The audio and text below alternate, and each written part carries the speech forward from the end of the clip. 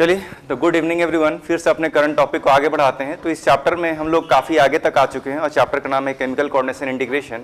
और previous class में मैं देख पा रहा हूँ कि यहाँ पर पेनक्रियाज और पेनक्रियाज के अंदर आइलेट्स ऑफ लैंगरहैंस वाले ग्लैंड तक हम लोग पहुँच गए थे। जैसा कि आपको ऑलरेडी पीडीएफ यहाँ पर गया ही होगा। तो हम लोग ने देखा था कि पेनक्रियाज के अंदर ऐसे कुछ खास 3,000 सेल के गुच्छे पाए जाते हैं और ऐसे ही गुच्छे को हम लोग नाम देते हैं आइलेट्स ऑफ लैंगरहैंस।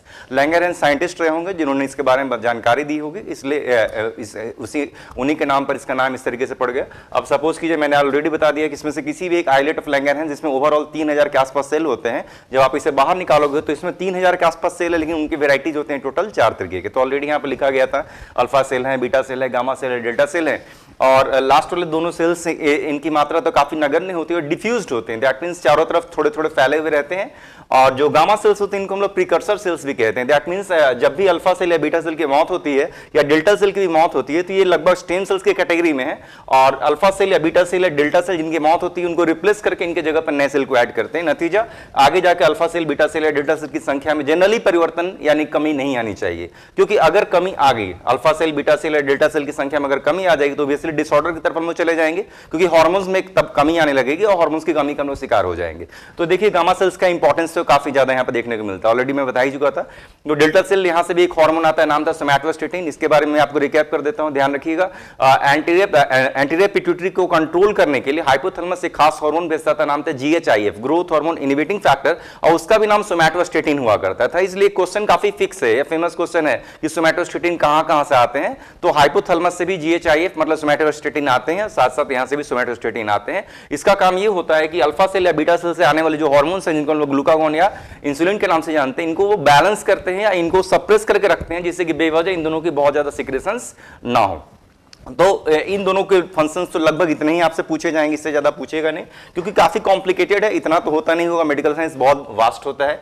तो चलिए फिर से हम लोग आते हैं अल्फा सेल। अल्फा सेल से जो ग्लूकागोन आते हैं इसको हम लोग नाम देते थे हाइपरग्लाइसेमिक फैक्टर। इसका जो फंक्शन तो ओवरऑल जैसा कि आपने देखा होगा कि जो ग्लूकागोन का जो फंक्शन है एग्जैक्टली एड्रिनल कॉर्टेक्स से आने वाले ग्लूकोकॉर्टिकॉइड, जिसको सबसे मुख्य ग्लूकोकॉर्टिकॉइड का नाम कॉर्टिसोल था, लगभग उसी से हूबहू मैच करता था। बस एक छोटा सा अंतर यहां पर हम लोगों ने किया था। तो जो काम कॉर्टिसोल करता था सेम काम ये भी करता था कि जो भी लीवर के अंदर जो भी ग्लाइकोजन वगैरह स्टोर रहते होंगे उसे तोड़कर ब्लड में ग्लूकोज की मात्रा बढ़ा देता था। साथ साथ जहां भी लिपिड स्टोर होंगे, जहां भी प्रोटीन स्टोर होंगे, उन्हें भी तोड़ता था और तोड़ करके लिपिड के एंड प्रोडक्ट को बनाता था, मतलब लाइपोलाइसिस। वैसे ही प्रोटीन के एंड प्रोडक्ट को बनाता था जिसको हम लोग कहते हैं प्रोटियोलाइसिस। और जो भी एंड प्रोडक्ट हुआ करते थे उन्हें वापस ग्लूकोनियोजेनेसिस नाम की प्रक्रिया के अंतर्गत वापस ब्लड के ग्लूकोज में कन्वर्ट कर देता था। मतलब ओवरऑल लगभग सब कुछ सेम टू सेम है, बस अंतर एक ही जगह था कि कॉर्टिसोल एमाइनो एसिड को सेल के अंदर प्रवेश नहीं करने देता था। नतीजा एमाइनो एसिड को समय ग्लूकोज में कन्वर्ट किया जाता था, लेकिन यहां पर ऐसी घटना नहीं होगी। बस यही लास्ट पॉइंट एक चेंज यहां पर करते हैं। तो एनसीईआरटी को यहां पर मैच करने की मैं कोशिश कर रहा हूं, ऐसा नहीं कि बिल्कुल इतना आसान सा कॉन्सेप्ट है, लेकिन एनसीईआरटी जैसा लिखता है तो यहां पर यही अंतर है। तो एनसीईआरटी जहां पर कॉर्टिसोल है तो लिखता है कि जो एमाइनो एसिड्स है उसके सेल के अंदर प्रवेश या इस्तेमाल पर रोक लगा देता है, जबकि यहां पर ग्लूकागोन में आपको उस लाइन को रिप्लेस कर देना है और आपको यह कहना होगा कि ग्लूकोज की सेल के अंदर एंट्री या इस्तेमाल को ये हार्मोन ग्लूकागोन रोकता है। बस एक बेसिक पॉइंट का डिफरेंस है, लेकिन ओवरऑल ब्लड में ग्लूकोज की मात्रा बढ़ती है, इसलिए इसको हम लोग हाइपरग्लाइसेमिक फैक्टर भी नाम देते थे। तो ऑलरेडी ग्लूकागोन यहां पर पढ़ा हुआ है, इसमें और कुछ बोलना नहीं है। लेकिन अब एक ही हार्मोन बच गया जो कि बीटा सेल से आते हैं, जिसका नाम है इंसुलिन। तो इंसुलिन को जस्ट अपोजिट काम करना है। ग्लूकागोन ब्लड में ग्लूकोज की मात्रा बढ़ा रहा था तो हाइपरग्लाइसेमिक फैक्टर कह रहे थे, जबकि इंसुलिन ब्लड में ग्लूकोज की मात्रा कमाएगा तो इसको हम लोग हाइपोग्लाइसेमिक फैक्टर कहेंगे, है ना। यानी इंसुलिन के फंक्शन को भी समझना बहुत आसान है। बस इसमें से करना क्या होगा ना, कुछ एरो को सिर्फ अपोजिट कर देना होगा और टर्म्स को सिर्फ अपोजिट टर्म्स का हम लोग इस्तेमाल करेंगे, है ना। तो एरो सपोज कीजिए क्या क्या एरो हम लोग अपोजिट करेंगे, चलिए नेक्स्ट स्लाइड में देखेंगे, लेकिन कम से कम बोलने के लिए तो यहां पर बोल सकते हैं क्या क्या टर्म्स अपोजिट करेंगे। तो ब्लड में ग्लूकोज की मात्रा अगर कमानी होगी तो इंसुलिन क्या करेगा कि ब्लड के ग्लूकोज को लीवर के अंदर भेज देगा। लीवर के किन सेल्स के अंदर भेजेगा, हिपैटोसाइट्स नाम के सेल के पास भेज देगा, और ग्लूकोज को किस में कन्वर्ट कर देगा, ग्लाइकोजन में कन्वर्ट कर देगा, है ना। तो ग्लूकोज को ग्लाइकोजन में कन्वर्ट करने की इस प्रक्रिया को नाम क्या देंगे, ग्लाइकोजेनेसिस। ऑलरेडी ऐसे शब्दों से आपका पाला पड़ चुका है जब हम लीवर वगैरह पढ़ रहे होंगे, खासकर डाइजेशन एब्जॉर्प्शन चैप्टर में। अगर नहीं भी पढ़े हैं तो कोई टेंशन की बात नहीं है। तो बहुत आसान सा शब्द है, ग्लूकोज को ग्लाइकोजन में कन्वर्ट कर देंगे तो ब्लड में तो ग्लूकोज कमेगा, लेकिन प्रक्रिया का नाम होगा ग्लाइकोजेनेसिस। ठीक उल्टा, चलिए तो इस एरो को तो चलिए हमने अपोजिट कर दिया, टर्म्स को भी अपोजिट यहां पर इस्तेमाल कर लिया। इंसुलिन और क्या करेगा, ब्लड में ग्लूकोज की मात्रा कमाने के लिए इंसुलिन एक काम और भी करेगा कि ब्लड के ग्लूकोज को ठीक अपोजिट एडिपोसाइट्स नाम के जो सेल होते हैं ग्लूकोज को लिपिड में कन्वर्ट कर देगा। नतीजा ग्लूकोज जब लिपिड में कन्वर्ट हो जाएगा तो यानी लिपिड बनेगा, और लिपिड बनाने की इस प्रक्रिया को हम नाम देंगे लाइपोजेनेसिस। तो या तो इसको ग्लाइकोजन में कन्वर्ट कर देगा ग्लाइकोजेनेसिस, या उसको लिपिड में कन्वर्ट कर देगा लाइपोजेनेसिस, या जो भी घटना घटेगी, लेकिन ब्लड में तो ग्लूकोज कम गया। दूसरा पॉइंट। तीसरा पॉइंट ध्यान रखिएगा, ये वाला पॉइंट बिल्कुल पूरी तरीके से मिसिंग होगा। क्यों मिसिंग होगा? क्योंकि देखिए इसके पीछे सिंपल सा कॉन्सेप्ट है, लीवर हर काम कर सकता है, लेकिन liver excess of amino acid को स्टोर करना नहीं जानता, या एक्सेस ऑफ प्रोटीन को स्टोर करना नहीं जानता। लीवर के पास बस यही एक छोटी सी कमी है ना। अगर लीवर इस एमिनो एसिड यानी प्रोटीन को भी स्टोर करना जानता, तब ऐसी स्थिति में इंसुलिन क्या करता है, इंसुलिन ग्लूकोज को वापस प्रोटीन यानी एमिनो एसिड या प्रोटीन में भी कन्वर्ट करवा देता।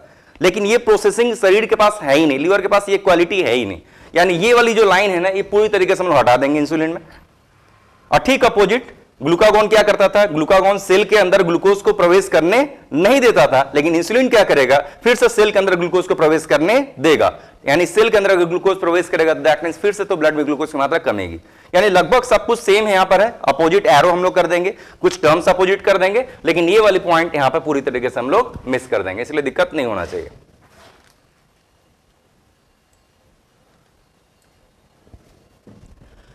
चलिए, तो हम लोग लिख के बात करते हैं। तो अभी तक हम लोग देख रहे थे ग्लूकागॉन, जिसको हाइपरग्लाइसेमिक फैक्टर कह रहे थे। अब हम लोग देखेंगे इंसुलिन, जिसको हम लोग हाइपोग्लाइसेमिक फैक्टर कहेंगे।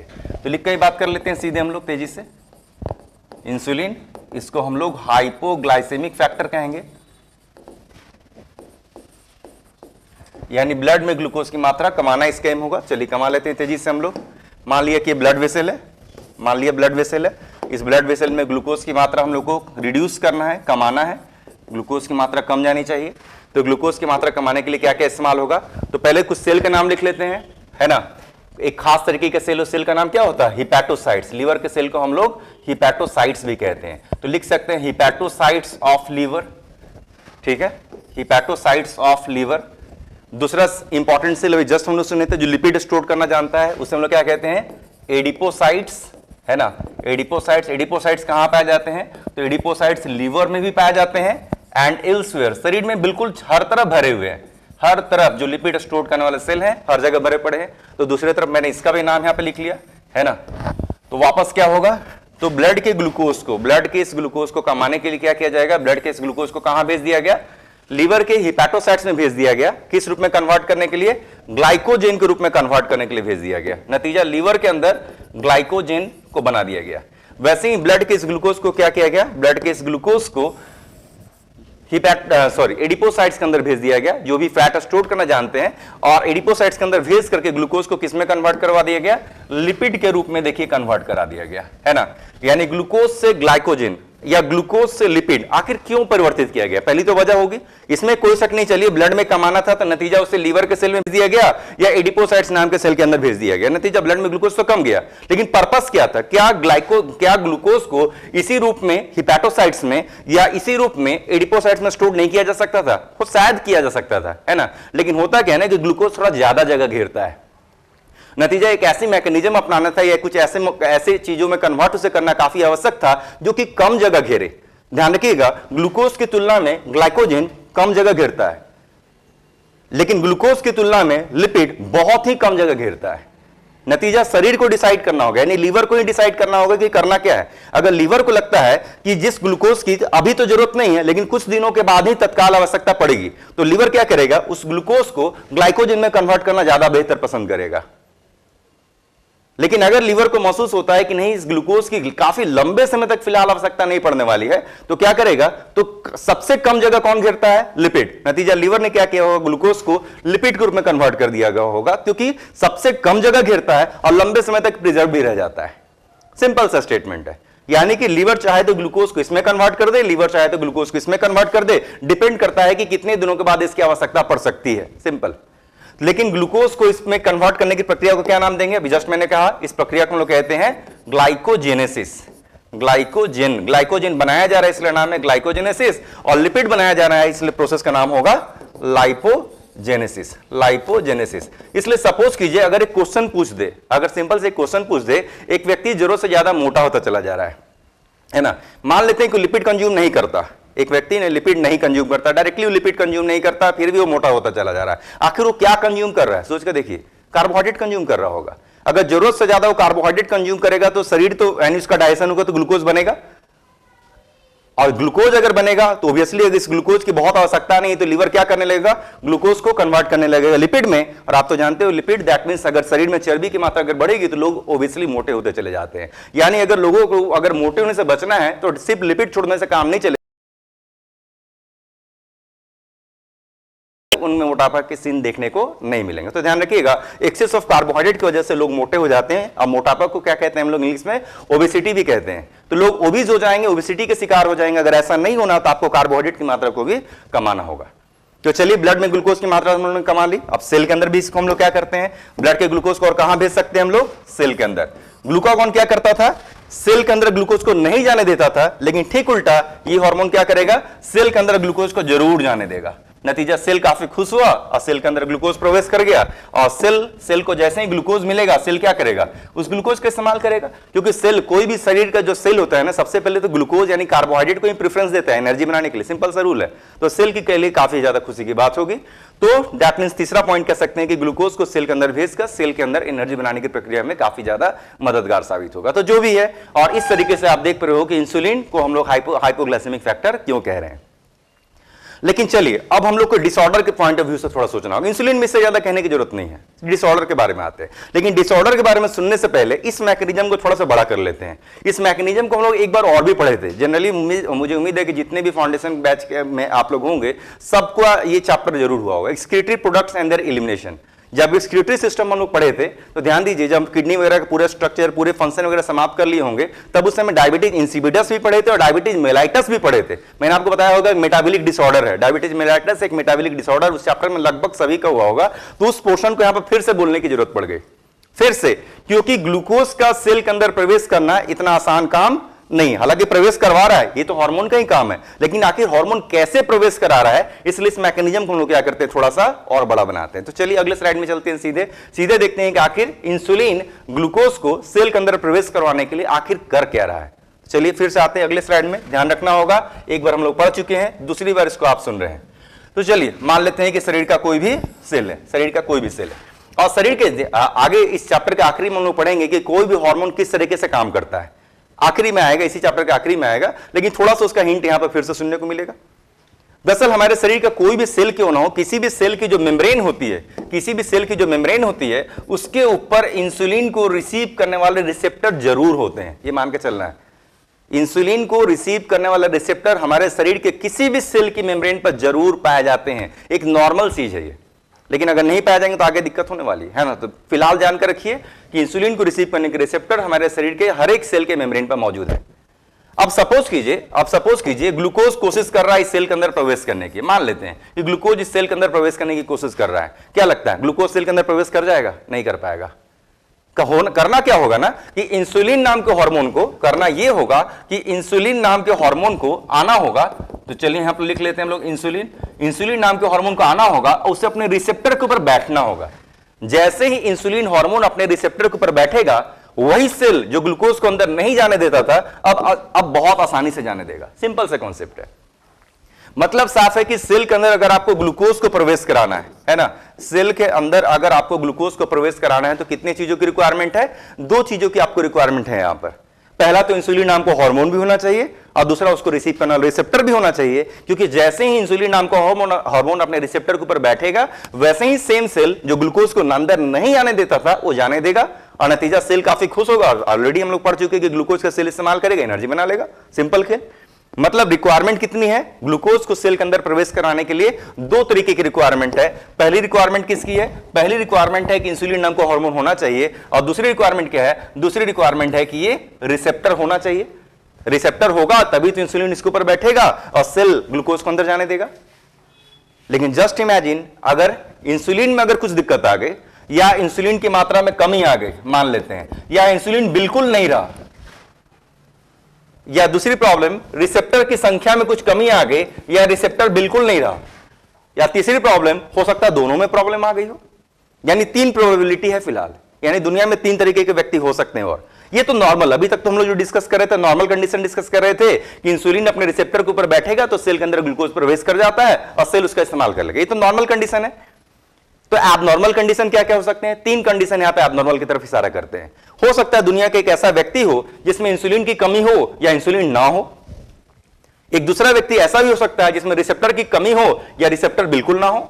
या तीसरा व्यक्ति ऐसा भी हो सकता है जिसमें इसमें भी दिक्कत हो और संग संग इसमें भी दिक्कत हो। 3 ही प्रोबेबिलिटी है। लेकिन जो भी प्रोबेबिलिटी यहां पर बनती हो, जो भी वजह यहां पर बनती हो, क्या लगता है क्या सेल के अंदर ग्लूकोज प्रवेश करेगा?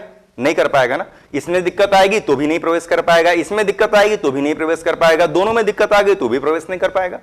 Simple concept. और देखिए ध्यान से, अगर आपको ध्यान होगा तो डायबिटीज मेलाइटिस के सारे फीचर्स मैंने आपको पढ़ा दिए हैं। सिर्फ यहां पर मैं उसे तेजी से रिकैप कर रहा हूं। अगर कुछ दिक्कत होगी तो आप फिर से मुझसे पूछ भी सकते हो यहां पर, है ना। तो चलिए मान लेते हैं कि इसमें प्रॉब्लम आ गई या इसमें प्रॉब्लम आ गई, तो ऐसी स्थिति में सेल के अंदर ग्लूकोज प्रवेश नहीं कर पाएगा। तो चलिए, सेल के अंदर अगर ग्लूकोज प्रवेश नहीं कर पाएगा, यानी इस लाइन को हम लोग यहां से डिलीट कर देते हैं। तो सेल के अंदर ग्लूकोज नहीं प्रवेश कर पाएगा तो ग्लूकोज कहां रह गया? बाहर ही रह जाएगा। कहां पर रह जाएगा? ब्लड में ही बना रह जाएगा। तो देखिए अब हम लोग सीधे आते हैं, पॉइंट पर आते हैं कि क्या क्या प्रॉब्लम आ गई। तो सेल के बाहर ही ग्लूकोज रह जाएगा, दैट मींस ब्लड में ग्लूकोज की मात्रा बढ़ेगी। तो सबसे पहला फीचर क्या देखने को मिलेगा? ब्लड में ग्लूकोज की मात्रा बढ़ जाएगी। अब ब्लड में ग्लूकोज की मात्रा बढ़ने को हम लोग क्या कहते हैं? हम लोग हाइपरग्लाइसेमिया। ब्लड में ग्लूकोज की मात्रा बढ़ने को हम लोग कहते हैं हम लोग हाइपरग्लाइसेमिया, है ना। आपको रिवाइज अगर करना होगा तो ध्यान दीजिएगा, इसको ऑलरेडी मैंने पूरे अच्छे से लिखकर आपको दिया हुआ है एक्सक्रीशन वाले चैप्टर में। इसलिए मैं यहाँ पे सिर्फ छोटे छोटे शब्दों का प्रयोग कर रहा हूं, क्योंकि पूरी लंबी लाइन वहां पर मैंने जरूर दी होगी। तो जो भी है, तो ब्लड में ग्लूकोज की मात्रा बढ़ गई, इसे हम लोग कहते हैं हाइपरग्लाइसेमिया। और आप तो जानते हो कि शरीर के बैलेंस करने की एक बहुत बुरी आदत है। हमारा शरीर चाहता है कि सब कुछ जितना नॉर्मल कर सके उतनी कोशिश मेहनत जरूर करता है।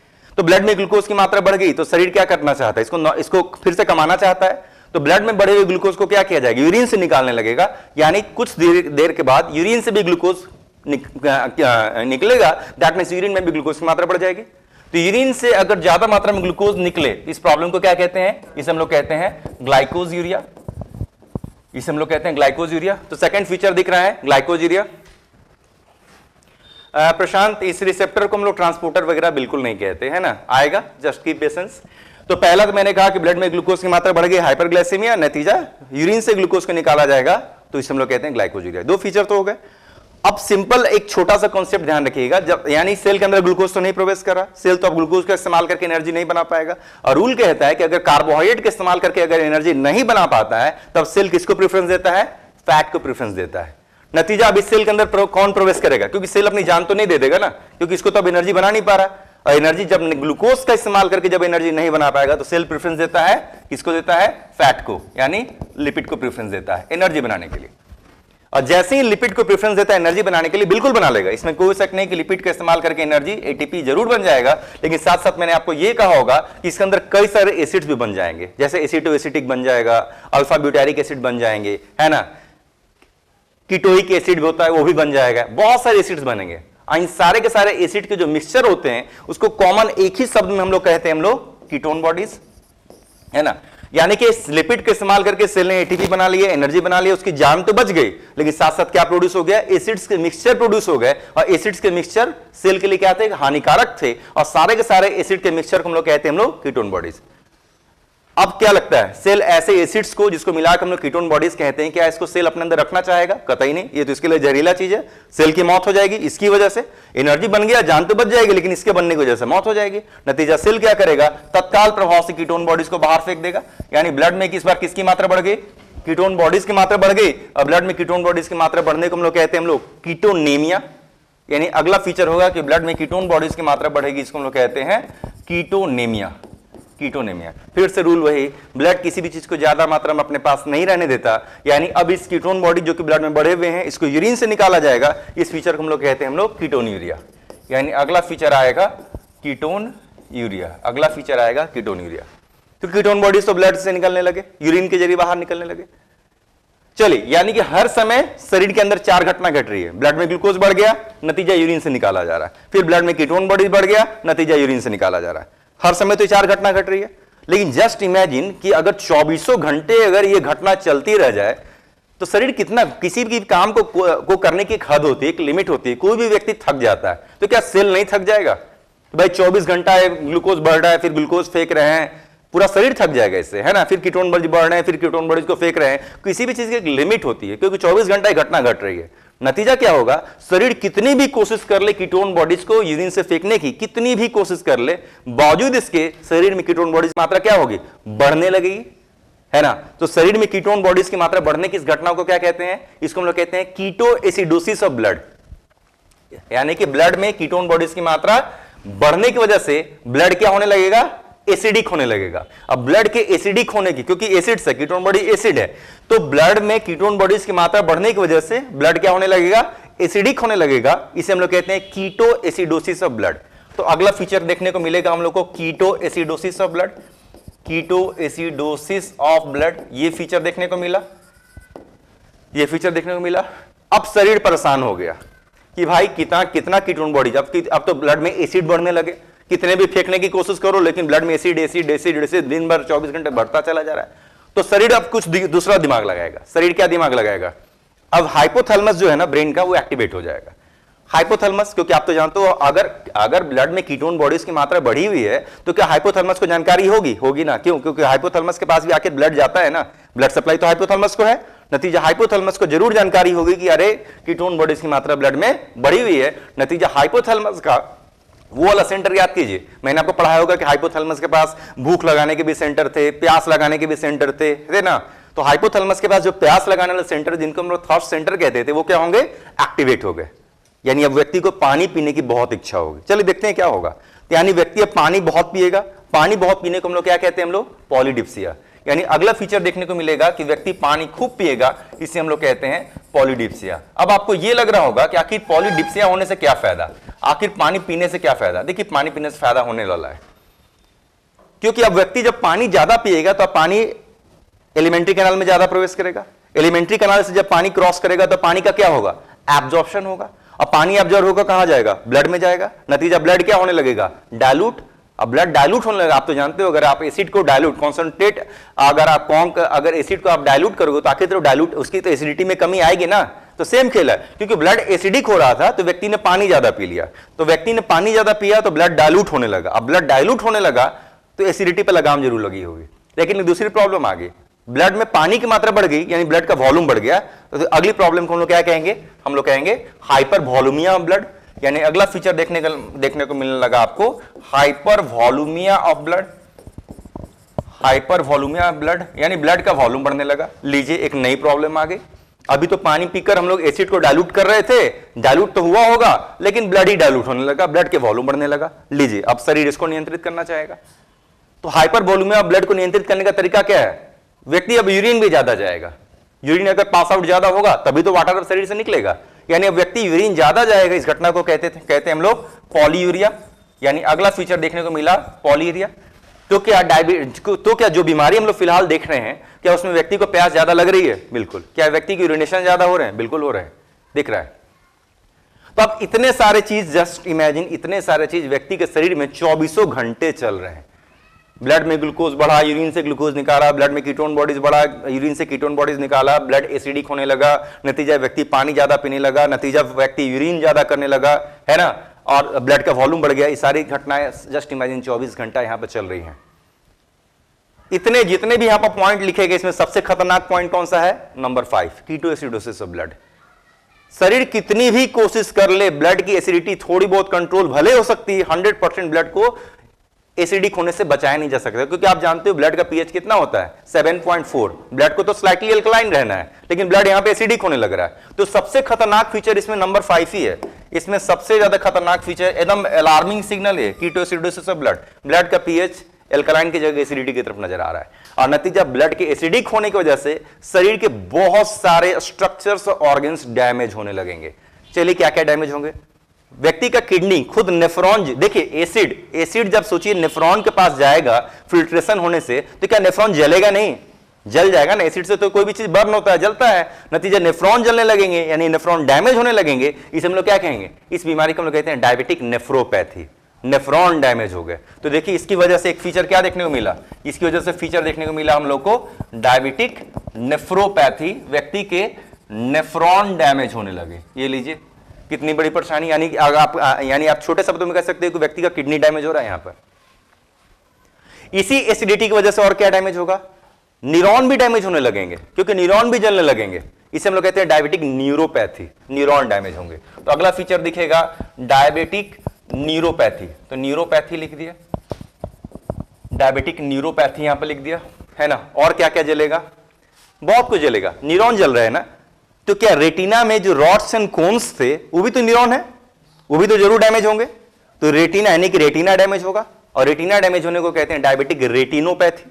अगली प्रॉब्लम दिख रही है, यानी diabetic retinopathy, diabetic retinopathy. Aqueous humour को याद कीजिए, आई में लेंस के अगले जो हिस्से में जो फ्लूइड रहता था उसे कहते थे एक्वस ह्यूमर। वो तो एक कॉन्टिन्यूअस चेंज होने वाला फ्लूइड था, यानी एक्वस ह्यूमर नाम का फ्लूइड भी चीनी, शरीर में तो अब शुगर की मात्रा बढ़ रही है, तो एक्वस ह्यूमर नाम का फ्लूइड में भी चीनी की मात्रा बढ़ेगी, नतीजा एक्वस ह्यूमर गाढ़ा होने लगेगा। इस बीमारी को कहते हैं हम लोग ग्लूकोमा। अगली बीमारी दिख रही है ग्लूकोमा, है ना, देखिए ग्लूकोज से ही नाम जुड़ा हुआ है, इसे हम लोग कहते हैं ग्लूकोमा, है ना। ग्लूकोमा को हम लोग ब्लैक कैटरैक्ट भी कहते हैं, ग्लूकोमा को हम लोग ब्लैक कैटरैक्ट भी कहते हैं, है ना। यानी कि व्यक्ति के रेटिना डैमेज होने लगी और व्यक्ति को ब्लैक कैटरैक्ट यानी ग्लूकोमा जैसी चीज देखने को मिली, यानी ओवरऑल कह सकते हैं कि व्यक्ति के आंख डैमेज होने लगी। यानी दोनों फीचर को मिलाकर अगर एक कॉमन टर्म देंगे तो क्या देंगे, डायबिटिक ऑप्थेल्मोपैथी कह देंगे। यानी इन दोनों फीचर को आप मिला के कॉमन शब्द दोगे तो क्या कहोगे, दैट इज डायबिटिक ऑप्थेल्मोपैथी, ऑप्थेल्मोपैथी, है ना। देखिए कई सारे फीचर्स यहां पर आ रहे हैं, कई सारे फीचर्स यहां पर आते चले जा रहे हैं। क्या लगता है शरीर में माइक्रोबियल जो इंफेक्शन से फिलहाल बढ़ेंगे या नहीं बढ़ेंगे, बढ़ेंगे, क्योंकि बाहर से जो भी माइक्रोब शरीर के अंदर प्रवेश करते हैं ना, उनको भी ब्लड में ग्लूकोज की मात्रा देखकर काफी खुशी होती है, क्योंकि उससे भी तो भूख लगती होगी, तो ब्लड के ग्लूकोज से बस वो अपनी पार्टी उड़ाते रहता है। नतीजा शरीर में इंफेक्शन होने की संभावनाएं बहुत होंगी, और यही नहीं, इंफेक्शन होने की संभावनाएं तो छोड़िए, आप कितने भी मेडिसिन दे दो जनरली वो इंफेक्शन भरेगा नहीं। बहुत तरीके के घाव होने लगेंगे शरीर में, बहुत सारे फोड़े होने लगेंगे, पैर के तलवे में खासकर बड़े बड़े फोड़े हो जाते हैं, है ना। उसके अंदर बिल्कुल माइक्रोब्स, पूरा बैक्टीरियल इंफेक्शन होगा, गड्ढे होने लगेंगे। जस्ट इमेजिन पैर का जो तलवा यानी फुट है उसमें गड्ढे होने लगेंगे, इसे लोग डायबिटिक फुट अल्सर कहते हैं, है ना। बहुत बुरी स्थिति में लोग पहुंच जाते हैं क्योंकि माइक्रोबियल इंफेक्शन होने लगे। तो डायबिटिक फुट अल्सर ऐसे ऐसे चीज देखने को मिलने लगेंगे, ईटीसी कर देते हैं, कोई कमी नहीं है, कोई कमी नहीं है। लेकिन फिर से जिस तरीके से इतने सारे फीचर में सबसे खतरनाक था कीटोएसिडोसिस ऑफ ब्लड, यानी ब्लड एसिडिक हो रहा था, जिसकी वजह से इतने सारे नए फीचर आ गए, उसी तरीके से इतने सारे फीचर में भी सबसे खतरनाक फीचर कौन सा है, इतने सारे फीचर में से भी सबसे खतरनाक फीचर आपको कौन सा दिख रहा है, यहां पर ये दिख रहा है, डायबिटिक न्यूरोपैथी। यानी इतने सारे फीचर में से भी सबसे खतरनाक फीचर है डायबिटिक न्यूरोपैथी। कौन डैमेज हो रहा है, न्यूरॉन डैमेज हो रहे हैं। आप जानते हो न्यूरॉन तो रिप्लेस नहीं हो सकते, उसके पास सेंट्रोल होता ही नहीं है, वो तो डिवाइड कर ही नहीं सकता है, पुराने की जगह नए न्यूरॉन तो आते नहीं है। अब जस्ट इमेजिन न्यूरॉन डैमेज हो रहे हैं, यानी कि ब्रेन के न्यूरॉन डैमेज हो रहे हैं। अब ब्रेन के भी अगर न्यूरॉन डैमेज होंगे तो व्यक्ति धीरे धीरे सेंसलेस होने लगेगा, है ना, व्यक्ति सेंसलेस होने लगेगा। इसे हम लोग कहते हैं डायबिटिक कॉमा, डायबिटीज की वजह से व्यक्ति सेंसलेस हो रहा है, इसलिए उसको हम लोग कहते हैं डायबिटिक कॉमा, डायबिटिक कॉमा। और एक तो आप जानते हो कि comma is followed by full stop, simple सा है, यानी व्यक्ति की लास्ट में क्या हो जाएगी, मौत हो जाएगी, इतने सारे फीचर्स होने की वजह से। तो ये हम लोग कंप्लीटेड डायबिटीज में, तो ये सब जितने भी लक्षण देखने को मिल रहे हैं इसी बीमारी का, यानी कि यहां पर नीचे हम लोग हेडिंग लिख देते हैं डायबिटीज मेलाइटस, इसी बीमारी को हम लोग कहते हैं डायबिटीज मेलाइटस, नाम हम लोग यहां पर देते हैं। छोटा में क्या कहते हैं इसे हम लोग, डीएम, छोटा में कहेंगे डायबिटीज मेलाइटस। तो जो भी लक्षण हम लोग यहां पर देख रहे थे ये सभी डायबिटीज मेलाइटस के यहां पर लक्षण हम लोग को देखने को मिल रहे थे। तो क्या लगता है डायबिटीज मेलाइटस के कितने वेराइटी हो सकते हैं, दो वेराइटी है, मुख्यतः दो वेराइटी है मुख्यतः, क्योंकि देखिए पहले भी मैंने आपको हिंट दे दिया, एक ऐसा व्यक्ति हो सकता है जिसमें इंसुलिन की प्रॉब्लम हो, कमी हो गई हो या इंसुलिन नहीं आ रहे हो, या दूसरा व्यक्ति ऐसा हो सकता है जिसमें रिसेप्टर की प्रॉब्लम हो, रिसेप्टर कम हो या नहीं हो। हाँ, तीसरा व्यक्ति ऐसा भी जरूर हो सकता है जिसमें दोनों की प्रॉब्लम हो, लेकिन ऐसे व्यक्ति बहुत कम होते हैं हालांकि दुनिया में, है ना, जिसमें दोनों की कमी हो। यानी कि डायबिटीज मेलाइटस के पीछे मुख्यतः रीजन क्या है, दो ही है, या तो इसकी कमी हो जाए या ना आए, या इसकी कमी हो जाए ना हो। अब अगला आपके दिमाग में पहला तो प्रश्न ये उठता होगा कि आखिर कैसे, आखिर क्यों नहीं आएंगे या क्यों कम आएंगे। सिंपल, देखिए प्रॉब्लम्स कहीं भी आ सकते हैं, आखिर शरीर एक मशीनरी है, मशीनरी में प्रॉब्लम्स आने के पीछे बहुत सारे कारण हो सकते हैं। जैसे सपोज कीजिए इंसुलिन एक व्यक्ति के शरीर में कम आ रहा है, नहीं आ रहा, क्या क्या वजह हो सकती है। हो सकता है कि न्यूली बॉर्न चाइल्ड हो, उसमें पैनक्रियाज ही ना हो, जब पैनक्रियाज ही नहीं तो इंसुलिन कहां से आएगा। हो सकता है उसमें पैनक्रियाज तो हो, आइलेट्स ऑफ लैंगरहैंस ही ना हो, लीजिए फिर से इंसुलिन कहां से आएगा। हो सकता है आइलेट्स ऑफ लैंगरहैंस भी हो, बीटा सेल ही ना हो, फिर से इंसुलिन कहां से आएगा। हो सकता है बीटा सेल भी हो लेकिन अपना इम्यून सिस्टम ने जाकर बीटा सेल को मार दिया हो, फिर से इंसुलिन कहां से आएगा? तो कारण अगर आप खोजने निकलेंगे ना तो कारण तो आपको सैकड़ों मिल जाएंगे, है ना। उसी सेम हालचाल रिसेप्टर की भी है, सेम हालचाल रिसेप्टर की भी है, लेकिन जनरली रिसेप्टर के डैमेज होने के पीछे एक बढ़ती हुई उम्र को भी आप जिम्मेदार ठहरा सकते हैं, और रिसेप्टर डैमेज होने के पीछे एक और दूसरी वजह होती है, सेम ऑटोइम्यून डिजीज। मैंने कहा ना, जैसे इम्यून सिस्टम अगर बीटा सेल को मार दे तो इम्यून सिस्टम रिसेप्टर को भी तो मार सकता है। ऐसी बीमारी को हम लोग ऑटोइम्यून डिजीज कहते हैं, जिसमें अपने ही, देखिए हम लोग जब ब्लड पढ़े होंगे तो मैंने आपको सीएमआई वैरायटी के इम्यून सिस्टम पढ़ाए होंगे, cell mediated immunity. Cell mediated immunity क्या कहता है? कहता है कि बाहर से हमारा जो अपना इम्यून सिस्टम है, बाहर से आने वाले किसी भी नए सेल को स्वीकार नहीं करता, उसे रिजेक्ट कर देता है, उसे मार देता है। इसी इम्यूनिटी को हम लोग कहते थे सीएमआई। लेकिन जस्ट इमेजिन, अपने शरीर के अंदर के इम्यून सिस्टम खुद अपने ही शरीर के सेल को पहचानने से इनकार कर दे और मारने लगे, ऐसी बीमारी को हम लोग कहते हैं ऑटोइम्यून डिजीज। तो देखिए, इसके इंसुलिन की कमी होने या नहीं होने के पीछे वजह क्या हो सकते थे? कुछ भी। क्या इनबॉर्न हो सकता था? बिल्कुल इनबॉर्न हो सकता था। पैनक्रियाज ना हो, आइलेट्स ऑफ लैंगरहैंस ना हो, बीटा सेल ना हो, ऑटोइम्यून भी हो सकता था, इसको मार दिया गया हो इम्यून सिस्टम ने। लेकिन इसके कमी के पीछे मुख्यतः वजह ऑटोइम्यूनिटी ही होती है, अपना इम्यून सिस्टम ही से मार देता है। या ओल्ड एज हो सकता है कि समय के साथ धीरे धीरे रिसेप्टर पुराने होने लगते हैं, नतीजा मारे जाते। तो जो भी हो, वजह तो लगभग हम लोग देख रहे हैं। तो डायबिटीज मेलिटस की वैरायटी कितनी है? 2। यानी पहली वैरायटी वो हो सकती है जिसमें एक व्यक्ति के शरीर में इसकी दिक्कत आ गई हो, या दूसरी वैरायटी ऐसी हो सकती है जिसमें एक व्यक्ति के शरीर में इसकी दिक्कत आ गई हो।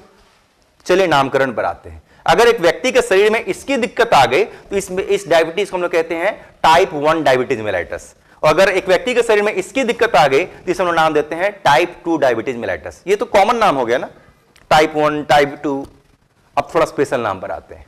तो अगर व्यक्ति के शरीर में इसकी दिक्कत होगी तो आप जिसे टाइप 1 डायबिटीज मेलिटस कहते हो ना, कहने के लिए तो कह दिए, तो क्या लगता है इस व्यक्ति को ठीक करने के लिए, इसका इलाज करने के लिए आपको क्या देना होगा? बाहर से इंसुलिन देना होगा, कॉमन सेंस, क्योंकि इंसुलिन की कमी हो रही है। यानी व्यक्ति किसके ऊपर अब निर्भर हो जाएगा? इंसुलिन देने पर निर्भर हो जाएगा। इसलिए टाइप 1 डायबिटीज मेलिटस को हम लोग इंसुलिन डिपेंडेंट डायबिटीज मेलिटस भी कहते हैं, क्योंकि व्यक्ति अब इंसुलिन पर डिपेंडेंट हो जाएगा। यानी टाइप 1 डायबिटीज मेलिटस का दूसरा नाम होगा इंसुलिन डिपेंडेंट डायबिटीज मेलिटस। छोटे शब्दों में इसको हम लोग आईडीडीएम कहेंगे। लेकिन जिस व्यक्ति के शरीर में इसकी दिक्कत होगी, जिसको हम लोग टाइप 2 डायबिटीज मेलिटस कह रहे हैं, क्या इस व्यक्ति को इलाज के लिए इंसुलिन देना होगा? नहीं, इसको इंसुलिन की जरूरत नहीं है। इसलिए बस आगे जो भी इसका नाम था उसके आगे आपको जोड़ देना होगा नॉन, तब उस बीमारी का नाम पड़ेगा non insulin dependent diabetes mellitus, क्योंकि उस व्यक्ति में इंसुलिन को देने की जरूरत नहीं है। इसलिए छोटा में कहेंगे एनआईडीडीएम। यानी डायबिटीज मेलिटस की वैरायटी हो गए 2। इसकी दिक्कत होगी तो अलग नाम है, इसकी दिक्कत होगी तो अलग नाम है। तो चलिए दोनों नामों को अगले स्लाइड में लिखते हैं।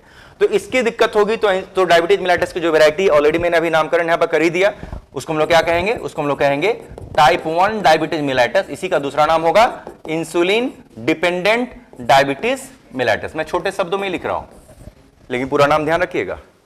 इंसुलिन देना होगा इसको, क्योंकि इंसुलिन की प्रॉब्लम हो गई।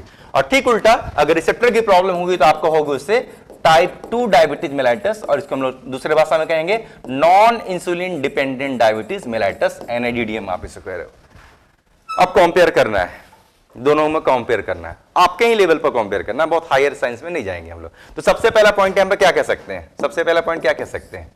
इसमें किसकी प्रॉब्लम हुई है? Problem of insulin. तो प्रॉब्लम ऑफ इंसुलिन किसकी वजह से हुई होगी? मैंने तो ऑलरेडी कह दिया कि बीटा सेल मारे गए होंगे, डैमेज हो गए होंगे, उसकी कमी हो गई होगी, लाइक दिस, यही सब हो सकता है। यानी यहां पर क्या लिख सकते हैं? ड्यू टू डिस्ट्रक्शन ऑफ कुछ भी लिख सकते हैं, बीटा सेल, है ना, बीटा सेल या आइलेट्स ऑफ लैंगरहैंस, इटीसी, ऐसे ही चीज होंगे, है ना। यहां पर क्या कह सकते हैं? Due to destruction of receptor, due to destruction of receptors, यहां पर लिख सकते हैं, जो भी वजह हो। लेकिन अब अगले पॉइंट पर आते हैं, यहां पर आते हैं। क्या लगता है एक व्यक्ति में बीटा सेल डैमेज हो गए या आइलेट्स ऑफ लैंगरहैंस डैमेज हो गए हैं, तो जनरली कब इसकी शुरुआत हुई होगी? जनरली इसकी शुरुआत होता क्या है ना, जिस वैरायटी को यहां पर आप सुन रहे हो ना, जनरली एक न्यूली बॉर्न चाइल्ड में भी देखने को मिल जाता है। क्योंकि देखिए, मैंने आपको पहले हिंट दे दिया था, एक बच्चे का जन्म हुआ पैनक्रियाज ही नहीं है, एक बच्चे का जन्म हुआ पैनक्रियाज है, आइलेट्स ऑफ लैंगरहैंस ही नहीं है, या आइलेट्स ऑफ लैंगरहैंस है, बीटा सेल ही नहीं है। यानी कि ज्यादातर संभावना है कि इस तरीके की जो कंडीशंस है एक न्यूली बॉर्न चाइल्ड में भी देखने को मिलेगा। तो generally starts in a new born, है ना। जनरली मैं कह रहा हूं, ये नहीं कह रहा हूं कि सब में है, बाद में भी हो सकती है, बिल्कुल हो सकती है, लेकिन सामान्यतः बचपन से ही देखने को मिलती है। जनरली स्टार्ट्स सिंस बर्थ, है ना, सिंस बर्थ ही देखने को मिलेगा। लेकिन ये क्या होगा, रिसेप्टर डैमेज हो रहे हैं ना, तो ये उम्र की वजह से, देखिए मैंने पहले भी हिंट दे दिया था कि उम्र की वजह से डैमेज होने लगते हैं। तो जनरली पाया जाता है कि जब व्यक्ति 30 से 40 साल की उम्र को जब क्रॉस करता रहता है ना, उसी वक्त रिसेप्टर मारे जाने शुरुआत हो जाते हैं, है ना। तो generally starts at the age of around 30 to 40 years. तो देखिए सेकंड पॉइंट डिफरेंस आ रहा है, generally starts at the age of 30 to 40 years. तो देखिए यहां पर अंतर आने लगा। अगला डिफरेंस पर आते हैं। अब जरा सोचिए, अगर इस वैरायटी की डायबिटीज अगर एक न्यू बॉर्न में भी देखने को मिल रही है, तो क्या लग रहा है, जन्म के बाद से उसके शरीर के सेल किसका इस्तेमाल कर रहे होंगे, लिपिड, क्योंकि उसे डायबिटीज है। यानी जन्म के बाद से उस बच्चे के शरीर के सेल लिपिड इस्तेमाल कर रहे होंगे। तो क्या लगता है, शरीर में लिपिड स्टोर रहेगा? जिंदगी के किसी भी चरण में अगर आप उस व्यक्ति को देखेंगे तो शरीर में तो लिपिड इस्तेमाल स्टोर तो नहीं दिखेगा, क्योंकि सेल तो लिपिड का इस्तेमाल करते रहेंगे। यानी वो व्यक्ति जनरली देखने में कैसा महसूस होगा, दुबला पतला, है ना। तो पर्सन इसमें जनरली कैसे होंगे, lean and thin subject, lean and thin subject, दुबले पतले व्यक्ति देखने को यहां पर मिलेंगे, यहां पर कह सकते हैं अगला फीचर। लेकिन इसमें क्या होंगे, 30 से 40 साल के बाद अब जाकर उसमें डायबिटीज की शुरुआत हो रही है। यानी अभी तक तो जितना भी बचपन से तेल मसाले खाया होगा, चर्बी खाया होगा, जबरदस्त तरीके से जमा होगा, ओबीज। यानी लुक देखकर ही पता चलता है व्यक्ति जनरली से मोटे मोटे ताजे देखने को मिलेंगे। तो जनरली ओबीज, ये जनरली मैं लिख रहा हूं, ऐसा नहीं कि इसके अलावा एक्सेप्शनल नहीं होता है। तो जनरली ओबीज इसमें लिख सकते हैं, है ना। तो ये तीसरा फीचर हम लोग दिख रहा है, जनरली ओबीज। चौथा फीचर क्या लिख सकता है, तो बचपन से ही अगर व्यक्ति के शरीर या उस बच्चे के शरीर के सेल अगर फैट के इस्तेमाल कर रहे थे, नतीजा वो दुबला पतला तो दिख रहा था, लेकिन बचपन से उसके शरीर के सेल में किसकी मात्रा बहुत बढ़ गई होगी, कीटोन बॉडीज, क्योंकि शुरू से लिपिड का इस्तेमाल हो रहा था, कीटोन बॉडीज की मात्रा खूब बढ़ी होगी। यानी इसमें कीटोएसिडोसिस के कंडीशन बहुत सीवियर होंगे। लेकिन इसमें लगता है, क्या लगता है, कीटोएसिडोसिस कंडीशन बहुत सीवियर होंगे नहीं। अब जाकर 30 से 40 साल के बाद अब लिपिड इस्तेमाल होना शुरू हुआ है, इसलिए उसमें इतना सीवियर कीटोएसिडोसिस देखने को नहीं मिलेगा। तो इसमें लिख सकते हैं ketoacidosis is severe, ketoacidosis is severe, इसमें काफी सीवियर है। और इसमें लो कीटोएसिडोसिस कह सकते हैं हम लोग, लो कीटोएसिडोसिस इसमें हम लोग बोल सकते हैं। ये देखिए कुछ कुछ बेसिक्स फीचर हैं, इससे ज्यादा इसको बढ़ाने की आवश्यकता नहीं। अगला क्या लिख सकते थे, पर्सन नीड्स इंसुलिन, और इसमें पर्सन डजंट नीड्स इंसुलिन। ये तो कॉमन सेंस है, तो नाम ही लिख रहा है। तो चलिए लिखकर खेल खत्म करते हैं इसमें, है ना। पर्सन नीड्स, तो ऐसे चीजों को ध्यान रखना होगा, पर्सन नीड्स इंसुलिन, इसमें इंसुलिन उसको देंगे। और ध्यान रखिएगा इंसुलिन इंजेक्शन के रूप में ही आता है ना, ओरल इंसुलिन नहीं आते। और इसमें पर्सन नीड्स इंसुलिन तो नहीं देंगे, तो ऑब्वियसली जो भी मेडिसिन वगैरह इसको देंगे या किसी भी रूप में इसको हम लोग देंगे, तो रिसेप्टर्स को ठीक करने की कोशिश की जाएगी या उसके डैमेज को रोकने की कोशिश की जाएगी। That's it, that means person doesn't needs insulin, person doesn't needs insulin. हो गया, फिनिश करते हैं, है ना।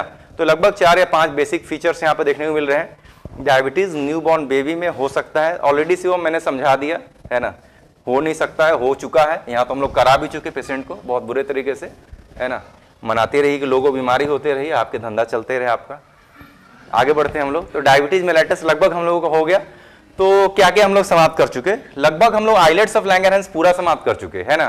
पैनक्रियाज फिनिश हो चुका, क्योंकि पैनक्रियाज से हम लोग देख रहे थे आइलेट्स ऑफ लैंगरहैंस से टोटल कितने हार्मोन्स आ रहे थे, टोटल 3 हार्मोन्स आ रहे थे, तीनों हम लोग ने पढ़ लिया। ग्लूकागॉन क्या कर रहा था प्रीवियस क्लास में देख चुके, इंसुलिन अभी जस्ट देख चुके, और सोमैटोस्टेटिन क्या करेगा, दोनों को कमाने की कोशिश करेगा, जिससे कि बेवजह की लड़ाई बंद हो। क्योंकि ये ग्लूकोज बढ़ाना चाह रहा है, ये कमाना चाह रहा है, तो बेवजह की लड़ाई ही कही जा सकती है। तो सोमैटोस्टेटिन दोनों को सप्रेस करने की कोशिश करता रहता है। That means islets of Langerhans finish हो गया। अब हम लोग को क्या क्या पढ़ना है, ओवरऑल देखा जाए तो 2 ही इंडोक्राइन ग्लैंड अब हम लोग के बाकी रह गए, मेल में टेस्टिस और फीमेल में ओवरी, और वहां से आने वाले हार्मोन्स, इतने ही बाकी हैं। उसके बाद कुछ एडवांस हम लोग मैकेनिज्म वगैरह देखेंगे, और इस तरीके से चैप्टर आपका ये फिनिश होगा, है ना। तो 4 टॉपिक हम लोग को पढ़ना है या 5 टॉपिक, चलिए देखते हैं, तेजी से पढ़ते हैं हम लोग। तो सबसे पहले आते हैं हम लोग सीधा टेस्टिस के ऊपर आते हैं। टेस्टिस अगले ग्लैंड पर आ गए हम लोग, टेस्टिस पर आ जाते हैं। इसके स्ट्रक्चर और टेस्टिस में कहां से हार्मोन्स आते हैं हम लोग सुन चुके हैं, इसी चैप्टर में सुन चुके हैं। टेस्टिस का स्ट्रक्चर और टेस्टिस में से जो हार्मोन्स आते हैं कहां से आते हैं, स्ट्रक्चर इसी चैप्टर में देख चुके हैं। मैं सीधे उस स्लाइड पर चलकर आपको उसे एक बार रिवाइज तेजी से करवा देते हैं, क्योंकि यहां पर सिर्फ हम लोग हार्मोन्स का फंक्शन पढ़ेंगे, आते कहां से हैं या स्ट्रक्चर क्या है पहले बता चुके हैं हम लोग, है ना। चलिए देखते हैं कहां पर, है ना। तो प्रीवियस स्लाइड में चलते हैं हम लोग, इसी चैप्टर में देखे हैं, मिलेगा हम लोग को जरूर स्ट्रक्चर कहीं ना कहीं ड्रॉ कर रखे होंगे हम लोग।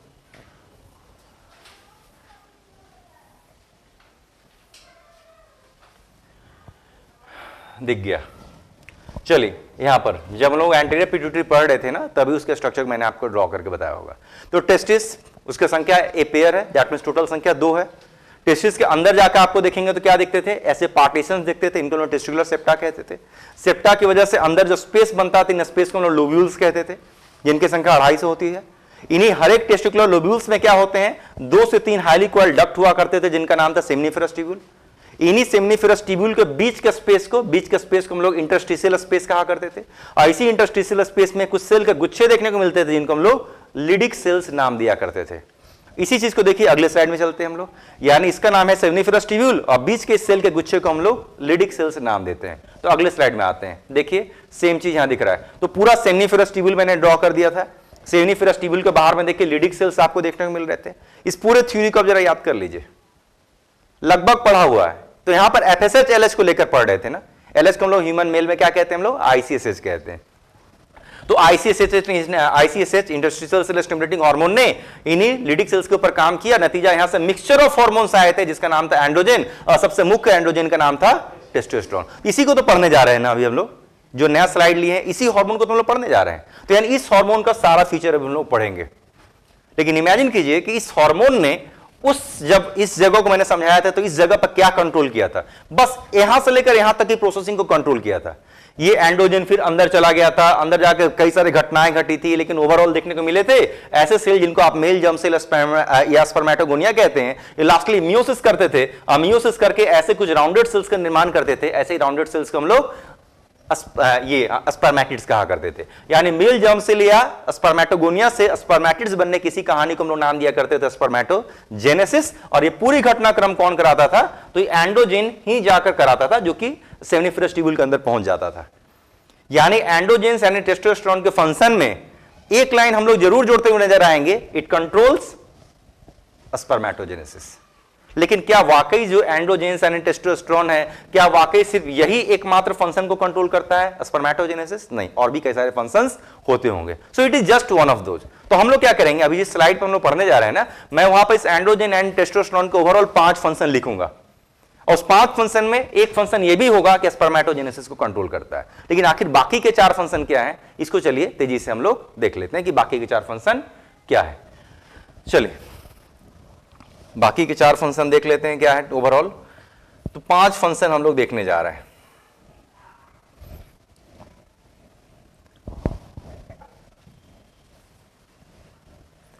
तो मुझे यहां पर क्या करना होगा ना, लिख कर बात करना होगा, लिख कर बात करना होगा। क्यों? क्योंकि अभी थोड़ी देर में आपको समझ में आ जाएगा कि इसमें मेरी थोड़ी सी समय बचाने की एक तकनीक है। क्योंकि लिखा हुआ रहेगा ना, तो बस थोड़ी सी एडिटिंग करेंगे। देखिए मेल का जो प्राइमरी हार्मोन है नाम है टेस्टोस्टेरोन, जिसको हम लोग यहां देखने जा रहे हैं। लेकिन वैसे ही फीमेल का जो प्राइमरी हार्मोन होता है, इसको हम लोग कहते हैं एस्ट्रोजन। उसके भी जो फंक्शन है ना, हूबहू इन्हीं पॉइंट से मिलते जुलते नजर आएंगे। इसलिए अगर लिखा रहेगा ना, तो बस कुछ शब्दों को चेंज करेंगे और एस्ट्रोजन का भी फंक्शन फिनिश हो जाएगा। तो चलिए हम लोग सीधे लिख कर बात करते हैं कि टेस्टिस में से जो हार्मोन आ रहा है उसका नाम क्या है, मिक्सचर ऑफ हार्मोन है, नाम है एंड्रोजेंस। और इस एंड्रोजन में भी सबसे ज्यादा मात्रा में कौन है, उसका नाम है टेस्टोस्टेरोन। तो इसके फंक्शन को अब हम लोग देखने के लिए जा रहे हैं। तो चलिए पहला पॉइंट पर आते हैं हम लोग। पहला पॉइंट पर आते हैं, क्या क्या है, it controls growth, development, maturation and function of secondary को हम लोग एक्सेसरी भी कहते हैं, एक्सेसरी सेक्सुअल ऑर्गन्स लाइक, है ना। चलिए लाइक लिख के देखते हैं क्या क्या है। लाइक वासा efferentia, like vasiferentium, epididymis, vas difference, seminal vesicle,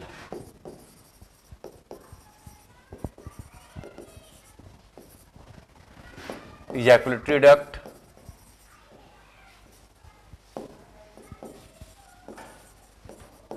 prostate gland,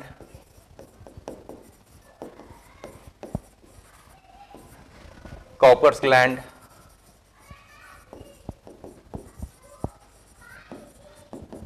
external genitalia, ETC कर देते हैं, है ना। इसमें से हो सकता है कई सारे नाम आपको बिल्कुल नहीं लग रहे हो, थोड़ी देर में देखेंगे क्या है। सेकंड पॉइंट पर आते हैं, इट कंट्रोल्स ग्रोथ, चलिए इसको आसान बनाते हैं, it controls secondary oblique accessory sexual characters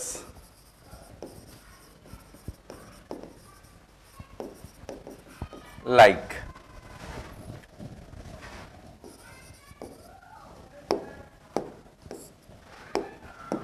appearance of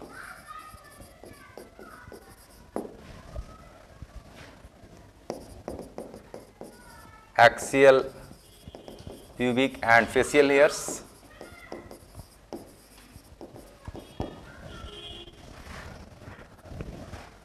low pitched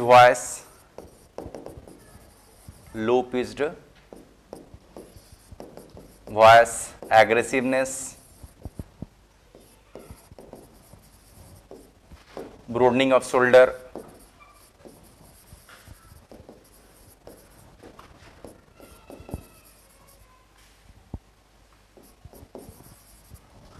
male pattern muscular growth,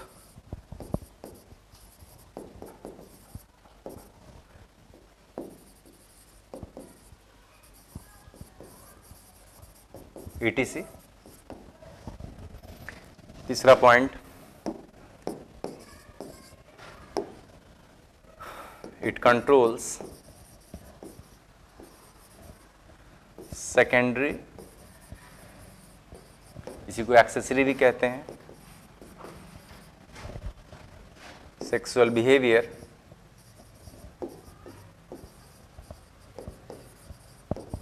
like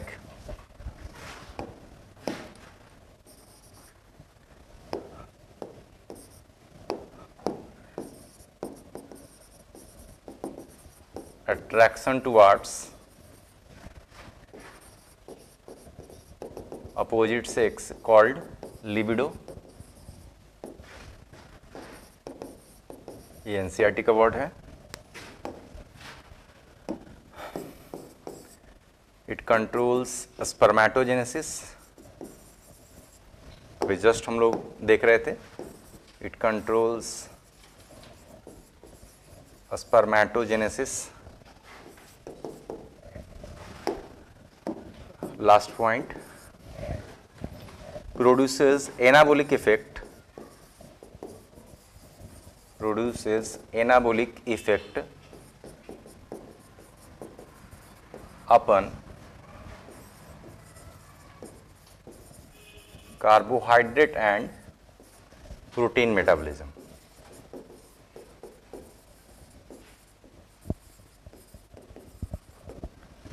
तो ये 5 पॉइंट के फंक्शन हम लोगों को यहां पर नजर आ रहे हैं ना। तो देखते हैं इसी में हम लोग क्या क्या है। अगर आप देखेंगे तो ओवरऑल जो शुरुआती जो 3 लाइन है ना, उसमें एक खास चीज को हम लोगों ने कुछ महत्व दिया है। अगर देखा जाए तो यहां पर मैंने प्रयोग किया है सेकेंडरी या एक्सेसरी सेक्सुअल ऑर्गन के बारे में, इसमें मैंने लिखा है सेकेंडरी या एक्सेसरी सेक्सुअल कैरेक्टर के बारे में, और इसमें भी मैंने लिखा है उसी से मिलता जुलता सेकेंडरी यानी एक्सेसरी सेक्सुअल बिहेवियर के बारे में। यानी तीनों लाइन में सेकेंडरी या एक्सेसरी शब्द का प्रयोग हुआ है। पहला तो मैं आपको बता देता हूं, सेकेंडरी को एक्सेसरी भी कहते हैं। सेकेंडरी मतलब क्या और प्राइमरी मतलब क्या? जहां भी गैमीट प्रोड्यूस होते हैं, जैसे मेल में टेस्टिस या फीमेल में ओवरी, आप सिर्फ उसे ही प्राइमरी ऑर्गन कहते हैं। इसके अलावा जितने भी स्ट्रक्चर होते होंगे ना, वो सारे के सारे स्ट्रक्चर सेकेंडरी कहे जाते हैं। चाहे मेल हो या फीमेल। तो मेल में टेस्टिस को हम लोग प्राइमरी कहते हैं, फीमेल में हम लोग ओवरी को प्राइमरी कहते हैं। इसके अलावा जो भी क्यों ना नाम आ जाए, टेस्टिस ओवरी शब्द को छोड़कर जो भी शब्द क्यों ना प्रयोग कर ले, आप उसे सेकेंडरी ही कहेंगे, सिंपल। तो पहला तो मैंने आपको सेकेंडरी यानी एक्सेसरी शब्द का प्रयोग किया, लेकिन यहां पर लिखा गया है सेकेंडरी एक्सेसरी, कुछ ऑर्गन्स की बात कर रहे हैं। यहां पर सेकेंडरी एक्सेसरी कैरेक्टर्स की बात करेंगे, यहां पर सेकेंडरी यानी एक्सेसरी बिहेवियर की हम लोग बात करेंगे, है ना। तो चलिए इसको हम लोग डिटेल में चलते हैं। तो आगे देखते हैं कुछ नाम। यहां पर मैं आपको फिर पुराने स्लाइड पर हम लोग चलते हैं, जहां पर हम लोग अभी देख रहे थे सेमनीफरस ट्यूब्यूल हम लोग देख रहे थे ना, उसी जगह पर हम लोग वापस चलते हैं। शायद यहां पर कुछ मैं आपको तेजी से बता सकूं, है ना। थोड़ा सा बस पेशेंस रखना है, क्योंकि इसके आगे का जो सिलेबस है ना, वो क्लास 12 के सिलेबस से कुछ हद तक मिलता जुलता है, इसलिए बहुत ज्यादा तनाव फिलहाल लेने की जरूरत नहीं है। तो ये तो सेमनीफरस ट्यूब्यूल है, जस्ट ध्यान से सुनते चले जाइए। याद अभी शायद नहीं होगा कईयों को, है ना। अगर याद आ रहा है या आपने वाकई पढ़ लिया तो अच्छी बात है, नहीं याद आ रहा तो कोई तनाव इसमें नहीं लेना। सेमनीफरस ट्यूब्यूल है, स्पर्म प्रोडक्शन इसी के अंदर हो रहा होगा। ये सेमनीफरस ट्यूब्यूल्स क्या करते हैं ना, इस जगह पर आकर आपस में फ्यूज होने लगते हैं, जाल बनाने लगेंगे। लगभग 750 से 1000 सेमनीफरस ट्यूब्यूल इस जगह पर आकर जाल बनाते हैं। इसको हम लोग कहते हैं रेटी टेस्टिस। लेकिन जो भी रेटी टेस्टिस नाम का स्ट्रक्चर है, आखिर तो टेस्टिस के अंदर ही है ना। मैंने ऑलरेडी आपको कह दिया, जब तक टेस्टिस के अंदर है तब तक वो प्राइमरी ही है। जैसे ही बाहर कुछ निकलेगा, टेस्टिस के बाहर जो भी दिखेगा वो सेकेंडरी होगा। तो रेटी टेस्टिस नाम का जो ट्यूब का जाल है तो अंदर है ना, प्राइमरी है वो। लेकिन अब क्या होगा ना, इस टेस्टिस से बाहर 10 से 15 डक्ट निकलेंगे, उसको लोग कहते हैं वासा एफरेंसिया। देखिए बाहर निकल गया, उसका नाम है वासा एफरेंसिया। अब 10 से 15 जो डक्ट जिसका नाम वासा एफरेंसिया, यानी अब सेकेंडरी की शुरुआत हो गई, क्योंकि टेस्टिस से बाहर आ गया वो, सेकेंडरी शुरुआत। तो जो वासा एफरेंसिया 10 से 15 डक्ट है, वो इस जगह पे क्या करेंगे, 6 मीटर लंबा एक डक्ट बनाएंगे, उसका नाम होता है एपिडिडाइमिस। फिर वो क्या करेगा, यहां से 30 सेंटीमीटर लंबा एक और डक्ट बनाएगा, नीचे से ऊपर जाएगा, उसका नाम होता है वास डिफरेंस। वो वास डिफरेंस क्या करेगा, इस जगह पे ग्लैंड के साथ फ्यूज करेगा, उस ग्लैंड का नाम होता है सेमिनल वेजाइकिल। तो वास डिफरेंस नाम का डक्ट जब सेमिनल वेजाइकिल नाम के ग्लैंड के डक्ट से फ्यूज करेगा तो एक नया डक्ट बनेगा, नाम होता है इजैकुलेटरी डक्ट। ये इजैकुलेटरी डक्ट एक ग्लैंड के अंदर प्रवेश कर जाता है, नाम होता है प्रोस्टेट। प्रोस्टेट के आगे एक और ग्लैंड दिखता है, इसका नाम होता है काउपर्स ग्लैंड, और उसके बाद मेल एक्सटर्नल जेनेटिलिया देखने को मिलते हैं। तो जितने भी शब्द मैंने इसके बाहर प्रयोग किए वो सारे क्या हैं, प्राइमरी है या सेकेंडरी, सभी सेकेंडरी है ना। लेकिन ध्यान रखिएगा, जितने भी सेकेंडरी, जिसको हम लोग एक्सेसरी भी कहते हैं, जितने भी सेकेंडरी यानी एक्सेसरी स्ट्रक्चर यानी ऑर्गन के मैंने फिलहाल नाम लिए ना, वो सारे स्ट्रक्चर यानी ऑर्गन, अगर वो ग्रोथ, अगर उसने ग्रो किया है, अगर उसमें डेवलपमेंट हुआ है, अगर वो मैच्योर हो गए हैं, अगर वो फंक्शनल हो गए हैं ना, तो उसके पीछे वजह क्या है, उसके पीछे वजह है यही लीडिक सेल्स के बीच से आने वाला हार्मोन जिसका नाम था एंड्रोजन। यानी अगर अंदर से लीडिक सेल से अगर एंड्रोजन एंड टेस्टोस्टेरोन की मात्रा अगर परफेक्ट आ रही होगी ना, तभी जाकर जितने भी यानी सेकेंडरी ऑर्गन्स या स्ट्रक्चर्स का नाम हमने प्रयोग किए ना, वो तभी जाकर अच्छे से तरीके से ग्रो होंगे, डेवलप होंगे, मैच्योर होंगे या फंक्शनल होंगे। तो यही लाइन तो देखिए मैंने सबसे पहला लाइन वहां पर प्रयोग किया है ना। यही लाइन तो सबसे पहला लाइन में देखिए मैंने लिख कर रखा हुआ है ना, क्या कंट्रोल करता है। तो देखिए ध्यान से यहां पर दिख रहा है, देखिए, it controls growth, development, maturation and function of all secondary accessory sexual organs like. तो देखिए मैंने कहा टेस्टिस से बाहर निकलता है वासा एफरेंसिया, ये फ्यूज हो जाता है 6 मीटर लंबा डक्ट एपिडाइमिस, ये वापस 30 सेंटीमीटर लंबा डक्ट बनाता है वास डिफरेंस, ये जाके ग्लैंड के साथ फ्यूज हो जाता है, नाम होता है सेमिनल वेजाइकिल, ग्लैंड के साथ फ्यूज होकर नया डक्ट बनता है इजैकुलेटरी डक्ट, ये प्रोस्टेट नाम के ग्लैंड के अंदर प्रवेश कर जाता है, इसके आगे एक और ग्लैंड मिलता है कॉपर्स ग्लैंड, और आखिरकार मेल एक्सटर्नल जेनेटिलिया मिलता है। तो जितने भी स्ट्रक्चर अगर अच्छे तरीके से ग्रो किया, डेवलपमेंट, मैच्योरेशन, फंक्शन, तो जिम्मेदार एंड्रोजन है, सबसे मुख्य एंड्रोजन को आप टेस्टोस्टेरोन कहते हो, जिसके फंक्शन को देख रहे हैं, ये लाइन था उसमें।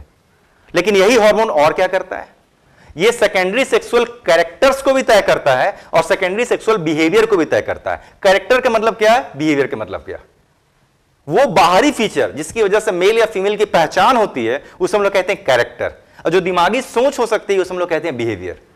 तो जो बाहरी फीचर है मेल फीमेल की पहचान वाले कैरेक्टर को भी यही हार्मोन तय करता है, जो दिमागी सोच है जिसको हम लोग बिहेवियर कहते हैं उसे भी यही तय करता है।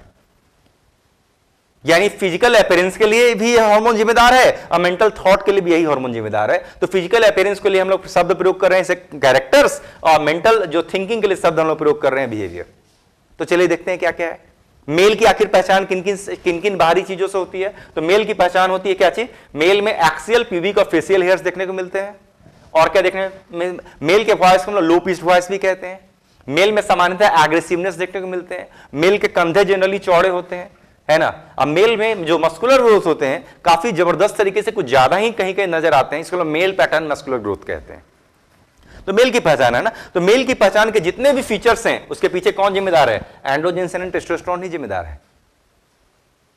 और यही नहीं, मेल में फीमेल के प्रति जो आकर्षण हो सकता है ना, देखिए मैंने लिखा हुआ है अट्रैक्शन टुवर्ड्स अपोजिट सेक्स, लेकिन इसके लिए एनसीईआरटी के एक स्पेशल शब्द भी देता है, इसको कहते हैं लिबिडो। तो मेल में फीमेल के प्रति जो आकर्षण यानी लिबिडो हो सकते हैं उसके पीछे भी यही हार्मोन जिम्मेदार है। तो देखिए सेकेंडरी सेक्सुअल ऑर्गन्स के लिए भी जिम्मेदार है, सेकेंडरी सेक्सुअल कैरेक्टर्स के लिए भी जिम्मेदार है, और सेकेंडरी सेक्सुअल बिहेवियर के लिए भी जिम्मेदार है। अभी थोड़ी देर पहले हम लोग देख भी चुके थे, स्पर्मेटोजेनेसिस को तो कंट्रोल कर ही रहा था। तो देखिए एकदम आराम से लिखा गया है, इट कंट्रोल्स स्पर्मेटोजेनेसिस। लेकिन एक लाइन और आखिरकार देखने को मिल रहा है, क्या लिखा हुआ? मैंने यहां पर लिखा हुआ है कि produces anabolic effect upon carbohydrate and protein metabolism. आगे जाके इसी चैप्टर में हम लोग क्या ध्यान से पढ़ेंगे, या आगे जाके इसी चैप्टर में हम लोग जब ध्यान से पढ़ेंगे तो आप देखेंगे मैं आपको हर एक हार्मोन्स की नेचर पढ़ाऊंगा। नेचर मतलब कि वो किस चीज से बना है, कि वो कार्बोहाइड्रेट है, प्रोटीन है, फैट है, अच्छे से समझेंगे। बहुत डिटेल में आएगा, शायद अगले क्लास में देखने को मिलेगा आपको। तो जब मैं आपको हार्मोन्स की नेचर पढ़ाऊंगा कि वो किस चीज का बना है, तब आप देखोगे ये जो एंड्रोजेंस होते हैं यानी जो टेस्टोस्टेरोन है ना, नेचर में लिपिड है। ये लिपिड है मतलब स्टेरॉयड है। ये लिपिड को हम लोग स्टेरॉयड भी कह रहे हैं यहां पर। तो नेचर में लिपिड है, स्टेरॉयड है, लेकिन मेल के शरीर के अंदर ये कार्बोहाइड्रेट और प्रोटीन की मात्रा को बढ़ाना जानते हैं। अब बढ़ाने के लिए शब्द होता है एनाबॉलिक इफेक्ट। आप तो जानते हो एनाबॉलिज्म मतलब बनना, कैटाबॉलिज्म मतलब टूटना होता है। यानी हार्मोन खुद नेचर में स्टेरॉयड, लेकिन किसकी मात्रा बढ़ाएगा? कार्बोहाइड्रेट की मात्रा बढ़ा देगा, और प्रोटीन की मात्रा बढ़ाने के लिए यानी एनाबॉलिक इफेक्ट, कार्बोहाइड्रेट और प्रोटीन के ऊपर एनाबॉलिक इफेक्ट प्रोड्यूस करने के लिए जाना जाता है। तो ये सारे के सारे जो फीचर्स हैं ये एंड्रोजेंस यानी टेस्टोस्टेरोन के हैं। ध्यान रखिएगा, थोड़ी देर के बाद अभी जस्ट हम लोग पढ़ने वाले हैं फीमेल में एस्ट्रोजन नाम का हार्मोन। चारों शुरू के जो 4 पॉइंट है ना सेम टू सेम रहेंगे, बस कुछ वर्ड रिप्लेस कर देंगे। जैसे यहां पर सेकेंडरी सेक्सुअल ऑर्गन्स में कुछ नाम लिखे गए हैं, फीमेल में अलग अलग नाम के ऑर्गन्स आएंगे। यहां पर सेकेंडरी सेक्सुअल कैरेक्टर में कुछ वर्ड लिखे गए हैं, फीमेल में कुछ दूसरे दूसरे कैरेक्टर देखने को मिलेंगे। यहां पे भी सेकेंडरी सेक्सुअल बिहेवियर लिखे गए हैं, फीमेल में बिहेवियर देखने को मिलेगा। यहां पर स्पर्म प्रोडक्शन करवा रहा है, फीमेल में ओवम प्रोडक्शन करवाएगा। यानी लगभग शुरू के 4 पॉइंट सेम टू सेम रहेंगे, बस कुछ वर्ड को तकनीकी तौर पर चेंज करते हुए नजर आएंगे। लेकिन हां, जब एस्ट्रोजन पढ़ेंगे, अभी जस्ट मैंने आपको हिंट दे दिया कि एस्ट्रोजन में क्या करने वाले, लेकिन जब एस्ट्रोजन पढ़ेंगे तो उसमें यह लाइन बिल्कुल पूरी तरीके से मिसिंग रहेगा। यानी मेल के एंड्रोजेंस टेस्टोस्टेरोन के पास, यानी मेल के एंड्रोजेंस यानी टेस्टोस्टेरोन के पास कार्बोहाइड्रेट और प्रोटीन की मात्रा बढ़ाने की क्षमता अवेलेबल है, लेकिन फीमेल के एस्ट्रोजन के पास कार्बोहाइड्रेट और प्रोटीन की मात्रा बढ़ाने की क्षमता अवेलेबल नहीं है। एक बहुत ही बड़ा डिफरेंस है। आपको अगर ये छोटा सा पॉइंट लग रहा है तो ये छोटा सा पॉइंट भी बहुत बड़ा चेंज लेकर आता है ना, बहुत बड़ा चेंज लेकर आता है। जैसे एथलीट्स की हम लोग जनरली बात कर रहे हैं, स्पोर्ट्स पर्सन एथलीट्स की हम लोग जनरली बात कर रहे हैं। आपने देखा होगा कि देखिए अभी भले आप जानते हो या ना जानते हो, लेकिन एक समय ऐसा था ना कि जनरली जो भी स्पोर्ट्स वगैरह जैसी घटनाएं थी ना, वो जनरली मेल्स के लिए बने हुए थे। सिर्फ मेल रिलेटेड ही स्पोर्ट्स हुआ करते थे। उस समय फीमेल का स्पोर्ट्स में पार्टिसिपेशन ही नहीं होता था, है ना। तो आखिर मेल किस वजह से स्पोर्ट्स में पार्टिसिपेट करते थे, उसके पीछे की मुख्य वजह क्या थी? यही आखिरी पॉइंट था। क्योंकि मेल हार्मोन जिसका नाम टेस्टोस्टेरोन है, वो क्या करता है? मेल के शरीर में कार्बोहाइड्रेट और प्रोटीन की मात्रा बढ़ाने के लिए जाना जाता है। नतीजा, मेल के शरीर में अगर प्रोटीन की मात्रा बढ़ेगी तो क्या बढ़ जाएगा? मसल बढ़ जाएंगे, क्योंकि शरीर के सारे मसल्स प्रोटीन से बनते हैं। और यही नहीं, जब मसल भी बढ़ जाएंगे तो मसल को एनर्जी चाहिए होगा। एनर्जी कौन देगा? कार्बोहाइड्रेट भी तो बढ़ा कर रखा है। नतीजा, मेल में जबरदस्त तरीके के मस्कुलर ग्रोथ कराने के लिए जिम्मेदार होता था ये प्रोटीन। और जब अब मसल ग्रोथ हो गए, लेकिन कंपटीशन जीतने के लिए तो सिर्फ मसल से तो काम नहीं चलेगा, मसल को एनर्जी भी चाहिए, और एनर्जी कौन दे देता था? ये कार्बोहाइड्रेट। और दोनों ही की मात्रा का जुगाड़ करने की जिम्मेदारी किसकी होती थी? एंड्रोजन यानी टेस्टोस्टेरोन की होती थी। नतीजा, आज के भी दिन वैसे जो एथलीट्स होते हैं ना, जो आपने सुना होगा कि देखिए अक्सर आजकल स्पोर्ट्स पर्सन की जांच की जाती है, डोप टेस्ट वगैरह नाम आपने सुने होंगे, है ना। इन्हीं चीजों की जांच की जाती है कि वैसे जो खिलाड़ी हैं, क्या उसने कुछ एंड्रोजेंस यानी टेस्टोस्टेरोन के इंजेक्शन तो नहीं ले लिए। क्योंकि अगर कोई भी एथलीट अगर टेस्टोस्टेरोन का अगर इंजेक्शन बाय द वे अगर लेकर जाएगा, तो ऑब्वियसली उसके शरीर में प्रोटीन यानी मसल की मात्रा फिलहाल ज्यादा है, कार्बोहाइड्रेट मतलब एनर्जी की मात्रा ही बहुत ज्यादा है। नतीजा, उसके स्पोर्ट जीतने की पूरी गारंटी लगभग हो जाती है। और बाकी जो एथलीट जिसने एक्स्ट्रा मात्रा में टेस्टोस्टेरोन नहीं लिए होंगे, वो शायद कंपटीशन हार भी जाए। और नतीजा एथलीट्स अक्सर इसका दुरुपयोग करते हैं और इस पर बैन लगा हुआ है।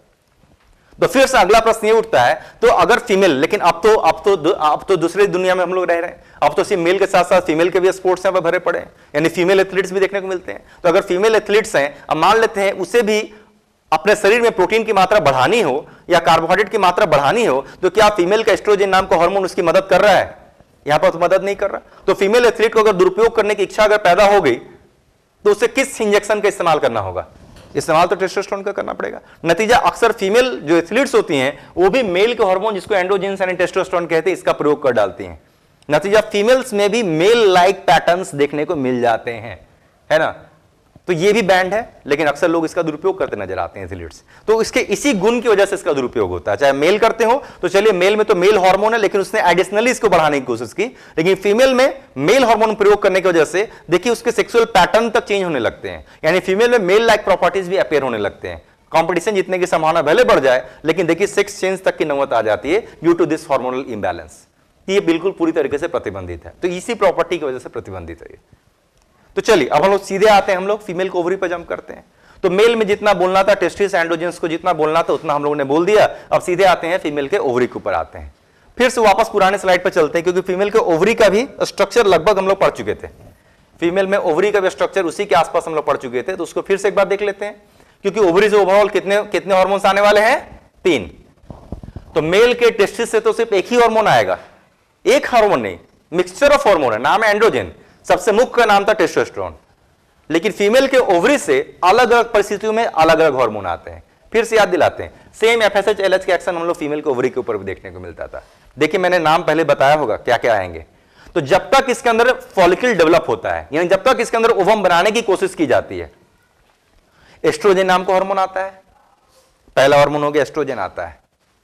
दूसरा, जब इसके बीच से एक बहुत बड़ा हिस्सा बाहर निकल जाता है, इसको ओवम कहते हैं, प्रक्रिया का नाम ओवुलेशन होता है। तो जो बचे कुछ स्ट्रक्चर रहते हैं ना, वो येलो कलर में कन्वर्ट हो जाते हैं, इसका नाम कॉर्पस लुटियम होता है। वो एक नए हार्मोन को बनाता है, नाम होता है प्रोजेस्टेरॉन। यानी बिफोर ओवुलेशन से पहले जो फॉलिकल था, इस स्ट्रक्चर को हम फॉलिकल कहते हैं। ओवुलेशन से पहले जो फॉलिकल है उसमें से एस्ट्रोजन नाम के हार्मोन आते हैं। ओवुलेशन के बाद जो स्ट्रक्चर बच जाता है, येलो कलर का कॉर्पस लुटियम कहा जाता है, उसमें से प्रोजेस्टेरॉन नाम के हार्मोन आते हैं। और जब बच्चे के जन्म की बारी आएगी तो जो येलो कलर का कॉर्पस लुटियम है ना, ये व्हाइट कलर के कॉर्पस एल्बिकेंस नाम का स्ट्रक्चर में कन्वर्ट हो जाता है। वो एक नए हार्मोन को बनाता है, नाम होता है रिलैक्सिन। यानी इस ओवरी के अंदर से अलग अलग परिस्थितियों में अलग अलग हार्मोन्स आने वाले हैं। जब तक फॉलिकल ग्रो करता रहता है एस्ट्रोजन, बीच से ओवम निकल जाने के बाद येलो कलर का कॉर्पस लुटियम बन जाता है प्रोजेस्टेरॉन। और बच्चे के जन्म के समय येलो कलर व्हाइट कलर में कन्वर्ट हो जाता है, नाम हो जाता है कॉर्पस एल्बिकेंस, वहां से आएगा रिलैक्सिन। तो यानी कि फीमेल में अगर ओवरी के हार्मोन्स पढ़ने हैं तो हम लोग को 3 हार्मोन्स बोलने होंगे। ग्रोइंग फॉलिकल में से आएगा एस्ट्रोजन, ओवुलेशन के बाद कॉर्पस लुटियम में से आएगा प्रोजेस्टेरॉन, और बच्चे के जन्म के समय आएगा कॉर्पस एल्बिकेंस में से रिलैक्सिन। तो लिख कर बात करते हैं, यानी अब हम लोग सीधे आते हैं हार्मोन्स ऑफ ओवरी।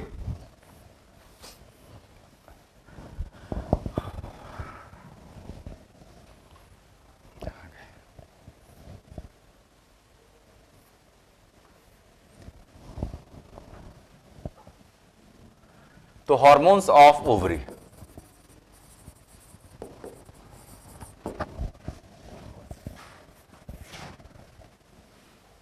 हाँ, मेल कैरेक्टर में एडम्स एप्पल भी होगा, बिल्कुल होगा स्मृति, आपका एकदम बिल्कुल सही जवाब है। क्योंकि एडम्स एप्पल भी वो मेल जो सेकेंडरी सेक्सुअल कैरेक्टर्स उसमें गिनती होती है ना। क्योंकि यहाँ का जो थायराइड नाम का जो कार्टिलेज होता है लैरिंग्स के पास, वो उसी टेस्टोस्टेरोन की वजह से आगे की तरफ ग्रो कर जाता है, नतीजा उस कंडीशन को एडम्स एप्पल कहते हैं। तो बिल्कुल उसको आप यहाँ पर जोड़ सकते हो, सही आंसर आपका।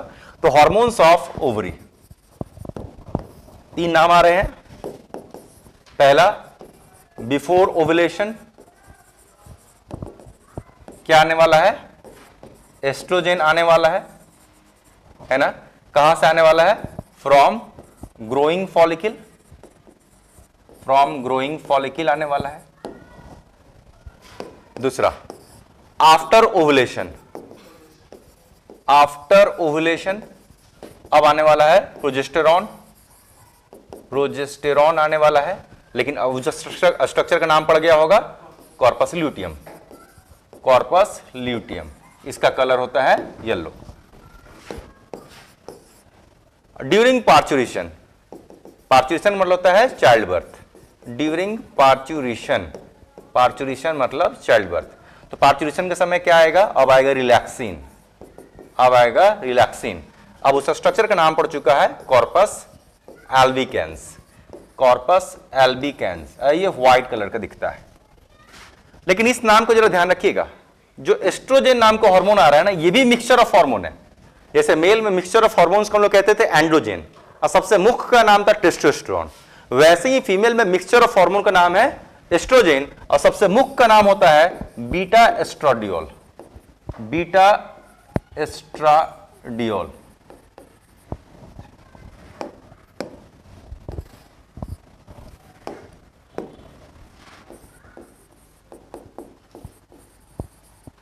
Beta oestradiol. तो मेल में एंड्रोजेंस में सबसे मुख्य था टेस्टोस्टेरोन, और फीमेल्स में एस्ट्रोजन में सबसे मुख्य है बीटा एस्ट्राडियोल। तो जो बोल लो कोई दिक्कत नहीं है। तो देखिए तीन अलग अलग परिस्थितियों में तीन हार्मोन आ रहे हैं। तो सबसे पहले किसको पढ़ने जा रहे हैं हम लोग, एस्ट्रोजन, या आप कह सकते हैं बीटा एस्ट्राडियोल, इसको पढ़ने जा रहे हैं। तो ऑलरेडी मैंने कह दिया इसके सारे फंक्शंस किससे मैच कर रहे हैं, टेस्टोस्टेरोन से मैच कर रहे हैं, है ना। तो चलिए इसको देखने के लिए हम लोग चलते हैं प्रीवियस स्लाइड में, चलते हैं हम लोग प्रीवियस स्लाइड में चलते हैं और पूरे स्लाइड को ही कॉपी कर लेते हैं, है ना।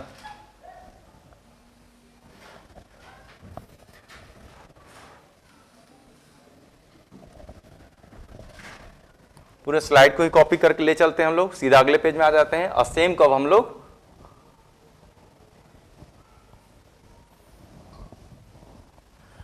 कुछ करेक्शन कर लेते हैं।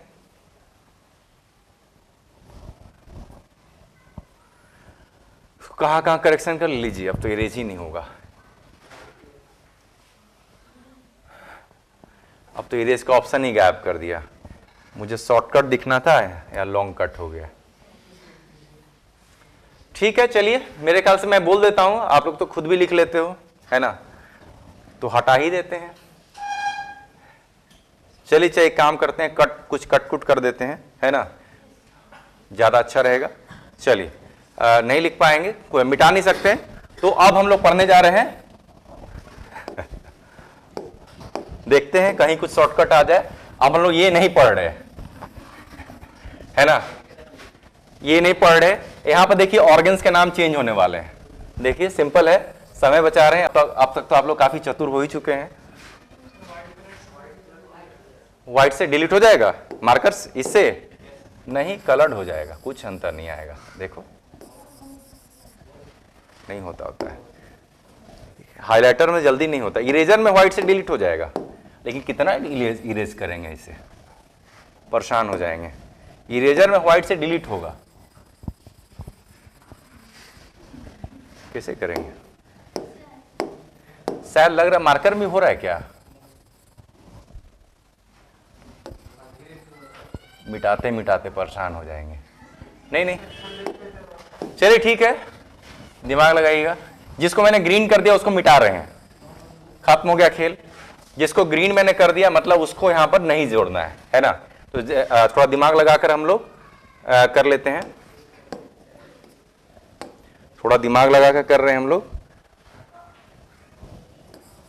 जिसको ग्रीन कर रहे हैं उसके जगह कुछ और होने वाला है।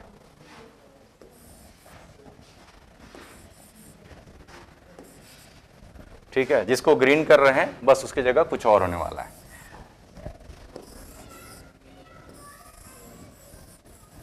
ध्यान रखिएगा, ग्रीन कर दिया मतलब उसको काट दिया।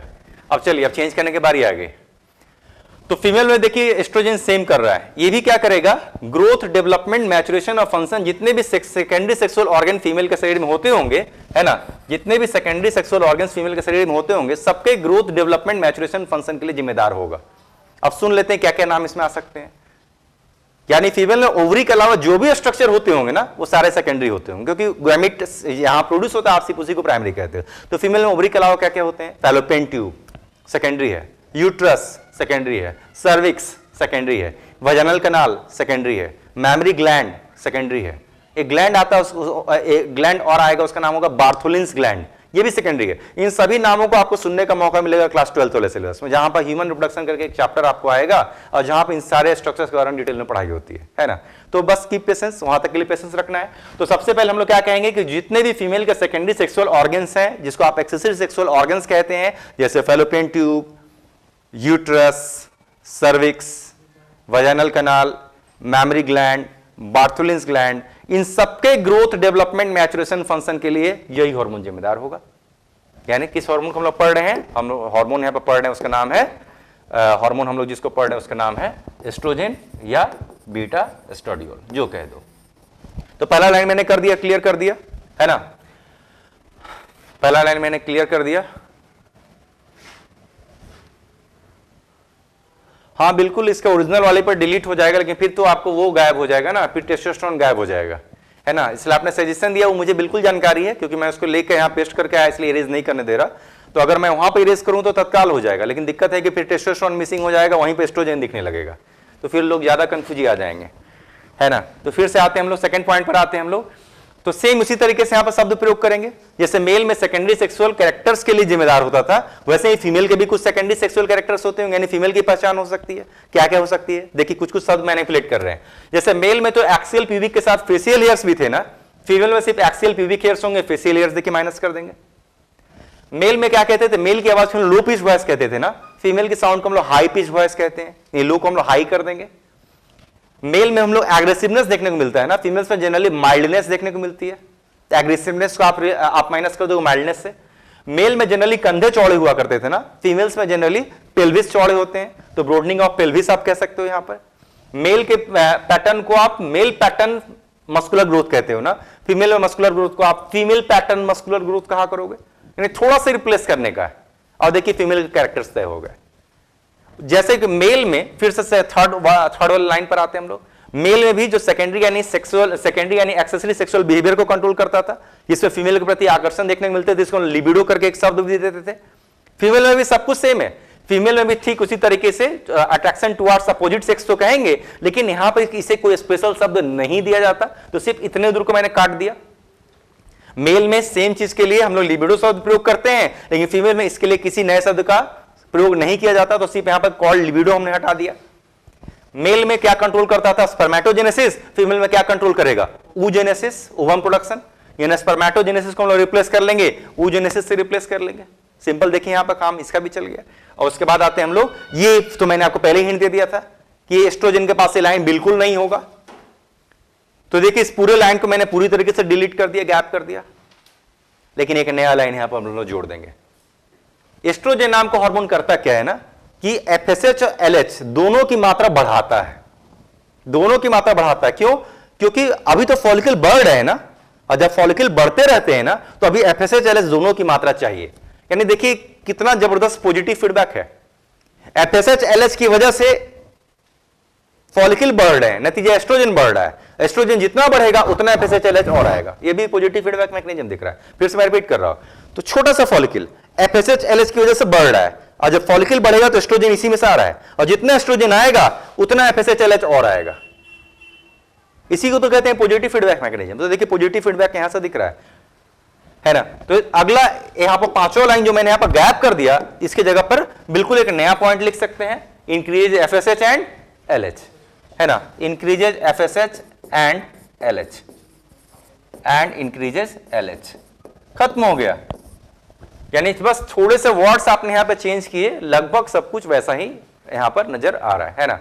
तो देखिए समय हम लोगों को काफी पहले ओवर हो चुका है ना, तो यहां तक हम लोग समाप्त करते हैं। तो अगले क्लास में हम लोग क्या करेंगे, ओवरी के 2 हार्मोन्स अभी बाकी रह गए हैं, प्रोजेस्टेरोन, रिलैक्सिन, उससे हम लोग समाप्त करेंगे, फिर सिलेबस को तेजी से आगे बढ़ाएंगे। तो हो सकता है कि अगले क्लास में इस चैप्टर को हम लोग समाप्त करने में सफल हो जाए, है ना, तो कोशिश करेंगे। तो चलिए, thank you everyone, thank you.